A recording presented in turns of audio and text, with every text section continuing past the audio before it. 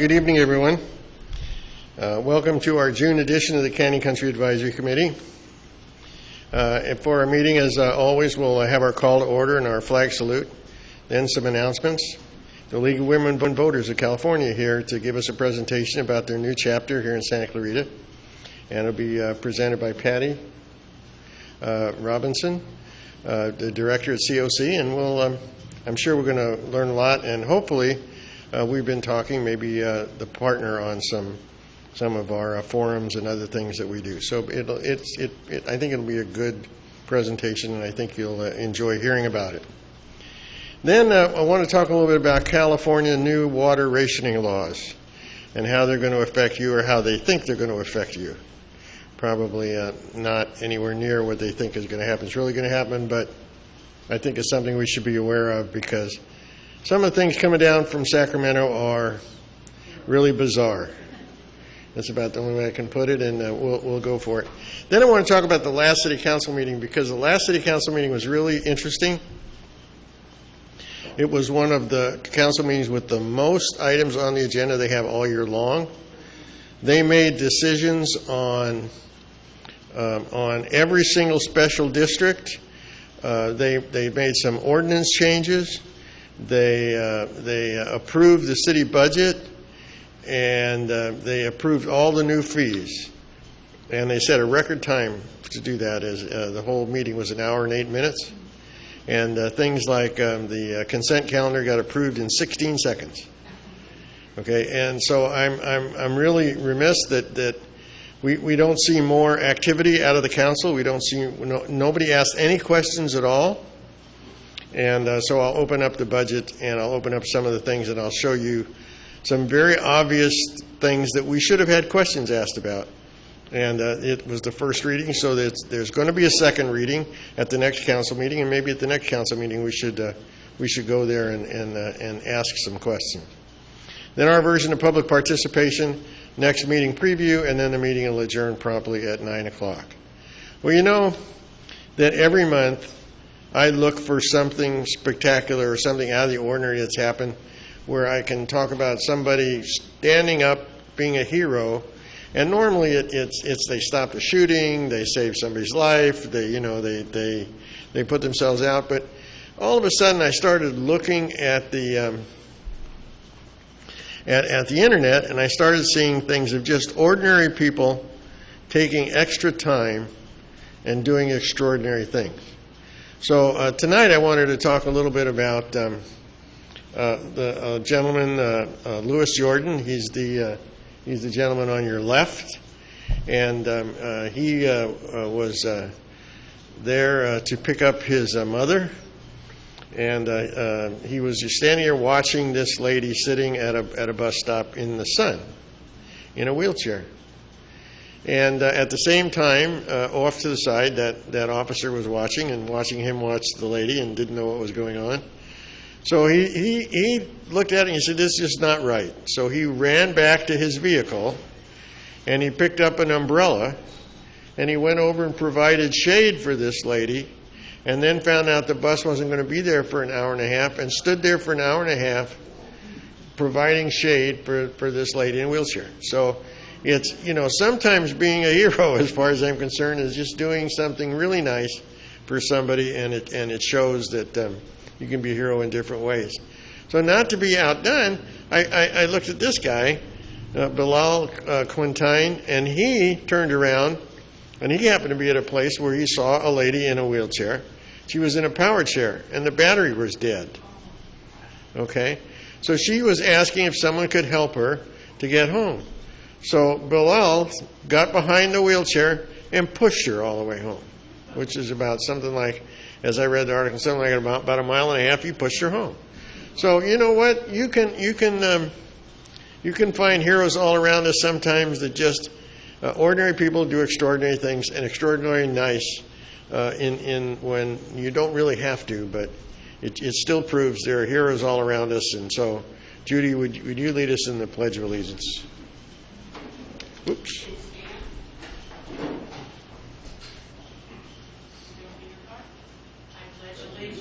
To the flag of the United States of America and to the republic for which it stands, one nation, under God, indivisible, with liberty and justice for all. Wow. 4th of July is almost here. You know, isn't that amazing? I tell you, baby's birthday. It is baby's birthday.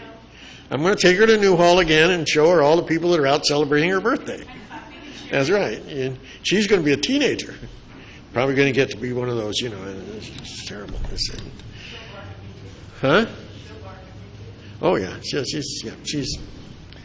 Anyway, we talked about this last month, but it's still going on. It is our local library. It's our reading takes you everywhere, and if you want to participate, it's going all the way through July the 28th. And the library, as I found out this morning when I was at Ahtna, is going to be closed from the 1st to the 4th. All their online activities will still be there, but if you have a child that wants to participate in this, it'll be going all the way till the 28th. Then, for the Old Town Newhall Association, you can save their date for their Clarita Chalk Festival. And from what I understand, well, it's going to be September 21st, 22nd, 23rd, and they're going to be hiring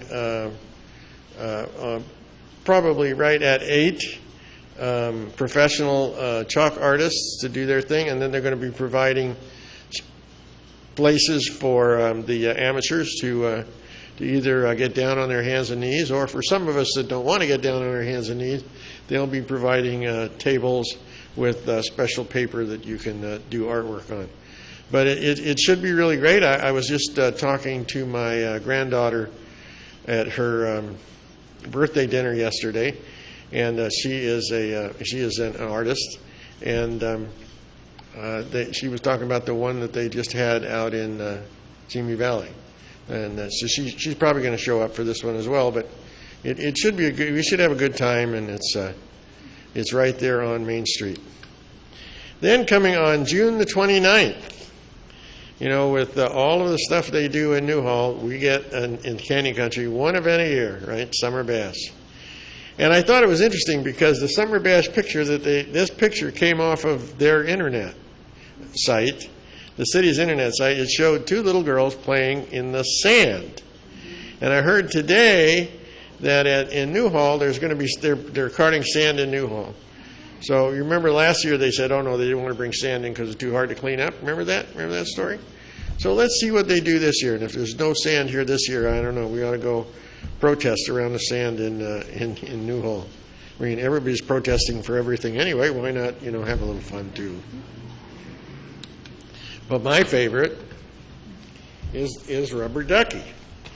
So I just happen to have some rubber duck adoption papers. I know that surprises you, but really it is their only fundraiser of the year, and every duck that gets adopted helps provide health care for the underinsured and non-insured. And so if you feel like it, and I think you really should, because we got a lot more, you know, it just happens, I don't know if it's a sheer coincidence, but the Rubber Ducky chairman is me.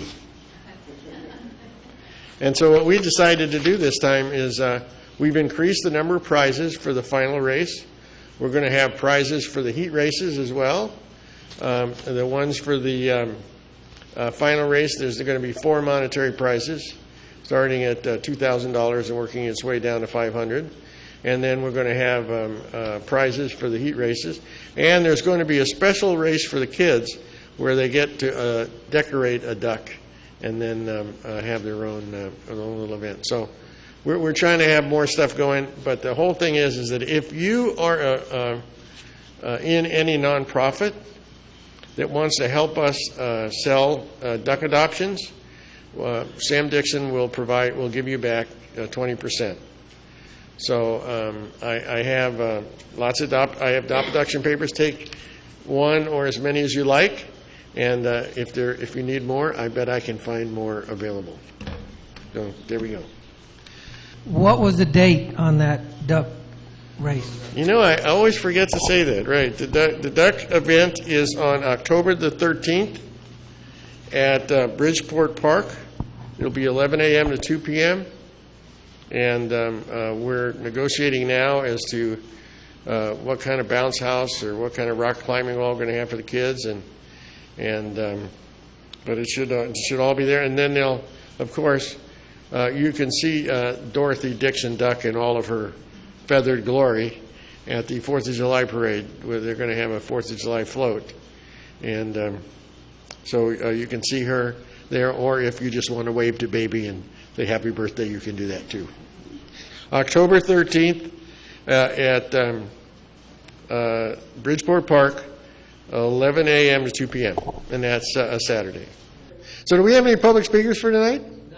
None. Yes, ma'am. I have one thing. You have one thing? Okay. Well, two, actually.